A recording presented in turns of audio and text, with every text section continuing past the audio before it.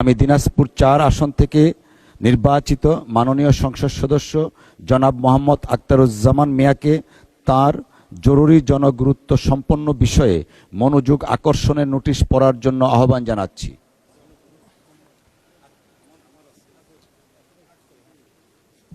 মাননীয় স্পিকার,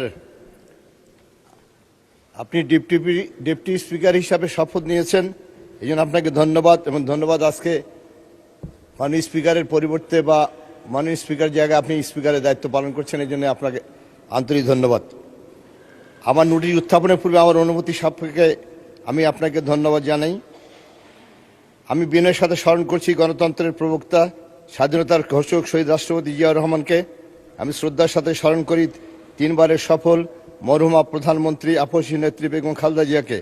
আমি ধন্যবাদ জানাই মাননীয় প্রধানমন্ত্রীকে আমাকে মনোনয়ন দেওয়ার জন্য। আমি ধন্যবাদ জানাই আমার নির্বাচনী এলাকা দিনাজপুর জেলার চিরিবন্দর খানসামা উপজেলার মেহনতি মানুষকে, যাদের মূল্যবান ভোটের মাধ্যমে আমি এই মহান সংসদে দাঁড়িয়ে কথা বলার সুযোগ পেয়েছি। আমি কার্যপ্রণালী বিধির 71 বিধি অনুসারে জরুরি জনগুরুত্ব সম্পন্ন বিষয় সম্পর্কে মাননীয় স্থানীয় সরকার পল্লী উন্নয়ন সমবায় মন্ত্রী মহোদয়ের মনোযোগ আকর্ষণ করে নোটিশ দিয়েছে।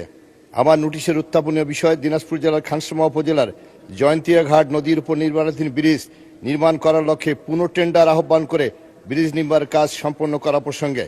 আমার নির্বাচনী এলাকা দিনাজপুর 4-এর আওতাধীন চিরিবন্দর ও খানসামা উপজেলা নিয়ে গঠিত। অত্র এলাকা কৃষি প্রধান এলাকা হয়, অধিকাংশ মানুষ কৃষিকাজ করে এবং তাদের সকল চাহিদা পূরণ করে থাকে। প্রতিটি এলাকার উন্নয়নের জন্য যোগাযোগ ব্যবস্থা অত্যন্ত গুরুত্বপূর্ণ ভূমিকা রাখে। কৃষক তাদের উৎপাদিত ফসল জনগণের চলাচলের সুবিধার জন্য রাস্তা ও ব্রিজ প্রয়োজন। ব্রিজ নির্মাণের লক্ষ্যে 7-8 বছর পূর্বে দিনাজপুর জেলার খানসামা উপজেলার জয়ন্তিয়া ঘাটে নদীর উপর ব্রিজ নির্মাণ কাজ শুরু হয়, কিন্তু দীর্ঘদিন অতিবাহিত হলেও উক্ত ব্রিজ নির্মাণ কাজ সম্পন্ন না করে ঠিকাদারি প্রতিষ্ঠান কাজ বন্ধ করে পালিয়ে যায়। দীর্ঘদিন ব্রিজ নির্মাণ কাজ বন্ধ থাকা এলাকার জনগণের দুর্ভোগ পোহাতে হচ্ছে।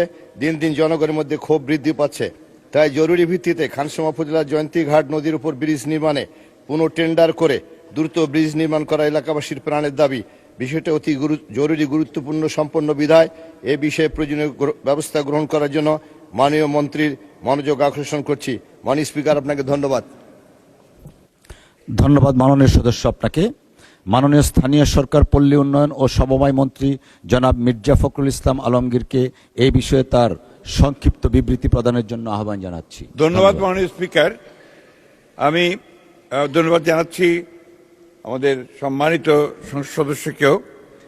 উনি যে এলাকা থেকে নির্বাচিত হয়েছেন সেই এলাকাটি হচ্ছে আমার নির্বাচনী এলাকার খুব কাছেই। দিনাজপুর জেলার